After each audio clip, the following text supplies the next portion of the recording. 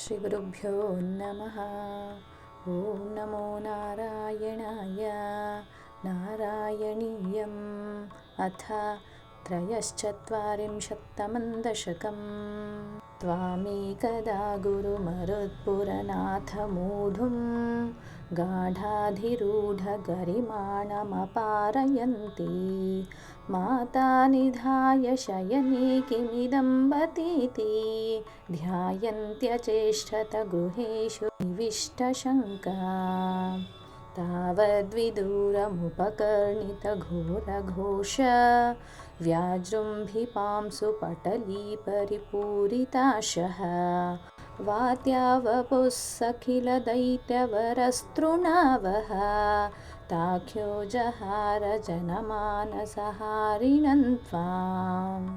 उद्दामपांसु तिमिराहतदृष्टिपाते द्रष्टुं किमप्यकुशले पशुपाललोके हा बालकस्य किमिति त्वदुपान्तमाप्ता माता भवन्तमविलोक्य भृशं रुरोद।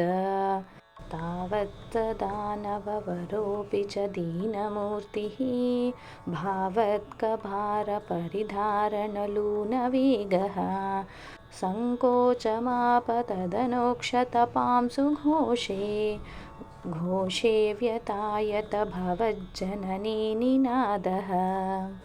रोदोपकर्णनवशादुपगम्य गेहं क्रन्दः सुनन्दमुखगोपकुलेषु दीनः त्वान्धानवस्त्वखिलमुक्तिकरं मुमुक्षुः त्वय्यप्रमुञ्चति पपातवियत्प्रदेशात्।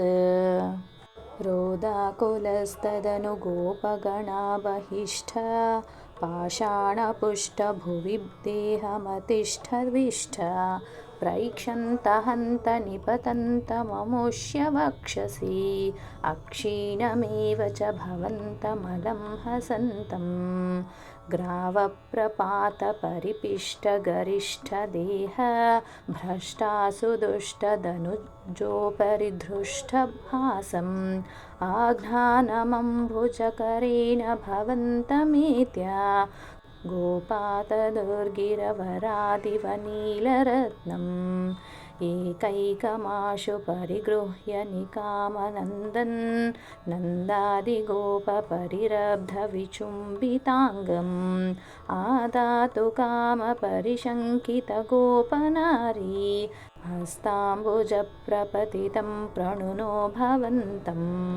भूयोऽपि किन्नु कृणुवः प्रणतार्तिहारी गोविन्द एव परिपालयतात्सु तन्नः इत्यादि मातरपितृप्रमुखैस्तदानीं सम्प्रार्थितस्त्वदवनाय विभो त्वमेव। वातात्मकन्धनुजमेव मयि प्रधून्वन् वातोद्भवान् मम गदान् किमु नोदुनोषि किं वा करोमि पुनरप्यनिलालयेश निःशेषरोगशमनं मुहुरर्धये त्वाम्। इति श्रीमन्नारायणीये तृणावर्तवधन्नाम त्रयश्चत्वारिंशत्तमं दशकं समाप्तम्।